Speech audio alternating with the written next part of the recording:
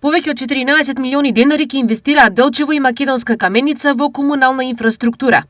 Во Делчево интензивно се работи на изградба на потребната инфраструктура за населбата позната како спортско-рекреативен центар, со што ќе се создадат предуслови за безбедно, функционално и модерно домување на жителите и современи урбани услови за развој на населбата.